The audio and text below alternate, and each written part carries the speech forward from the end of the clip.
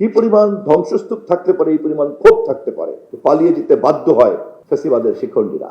একই মুদ্রার একটি পিঠে ছিল ক্ষোভ 2024-এর 5ই আগস্ট, সেই মুদ্রারই অপর পিঠে ছিল 2025-এর 25শে ডিসেম্বর আমাদের নেতা তারেক রহমানের প্রতি প্রত্যাশা, ভালোবাসা এবং তাকে ঘিরে তাদের যে স্বতঃস্ফূর্ততা।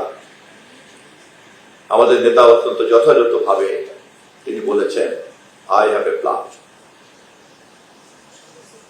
দ্বিতীয় ঘটনা, তৃতীয়, আপনারা দেখেছেন আমাদের মাতৃতুল্য নেত্রী, গণতন্ত্রের মাতা, বাংলাদেশের গণতন্ত্র বিনির্মাণের হাজার বছরের ইতিহাসে যার নামটা লেখা থাকবে, সময়ের সংক্ষিপ্ততার কারণে সেই বর্ণনায় যাব না।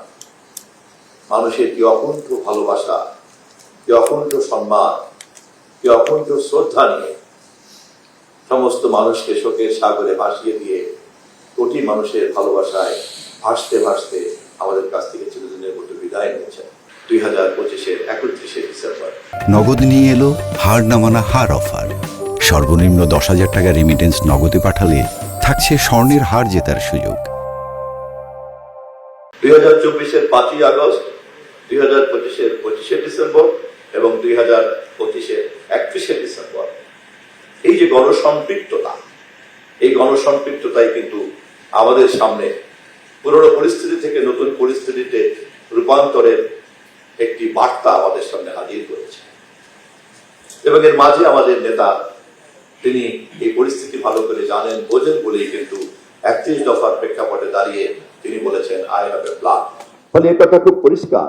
এরপরে যখন জনগণ তার ভোটাধিকার ফেরত পেল, ম্যান্ডেট পেল, এবং সেই ম্যান্ডেট নিয়ে জনাব তারেক রহমানের নেতৃত্বে আমরা যখন সরকার গঠন করেছি, যেই সরকারের পক্ষ থেকে আমরা আপনাদের সামনে জবাবদিহিতার মঞ্চে দাঁড়িয়ে আছি, পর্যায়ক্রমে মাঝে মধ্যেই দাঁড়াবো, সেখানে দাঁড়িয়ে আপনাদের সামনে কথা বলার সময় আপনাদের জানা এই প্রেক্ষাপটকেই আমি বিনীতভাবে নতুন করে স্মরণ করিয়ে রাখলাম। আমাদের যে পরিকল্পনা আমাদের নেতা ঘোষণা করেছেন, সেই পরিকল্পনার আলোকে নির্বাচনের ইশতেহার কি ছিল তাও আপনারা জানেন, ইশতেহারের কতটুকু আমরা বাস্তবায়ন করতে পেরেছি তাও আপনারা জানেন।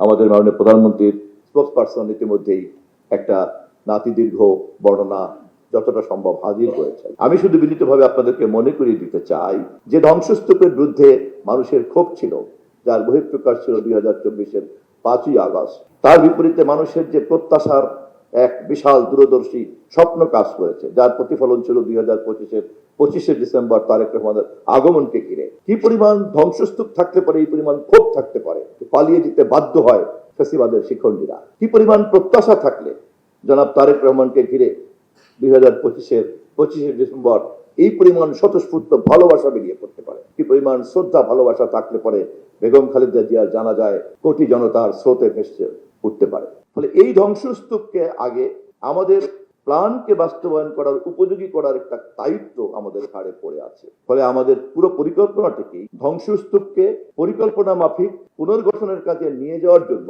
প্রথম দিকের একটি পর্ব আমরা এখন অতিক্রম করছি। এই পর্বে সেই ধ্বংসস্তূপকে অর্থনীতি বলেন, সমাজ বলেন, রাষ্ট্র বলেন, রাষ্ট্রের প্রত্যেকটি অ্যাপারেটাসকে বলেন, এটাকে আমাদের প্রথমে ততটুকু ভাবে বিনির্মাণ করতে হচ্ছে যতটুকু বিনির্মাণ করতে পারলে প্রথম পর্বের এই দিনগুলিকে আমাদের ব্যয় করতে হচ্ছে।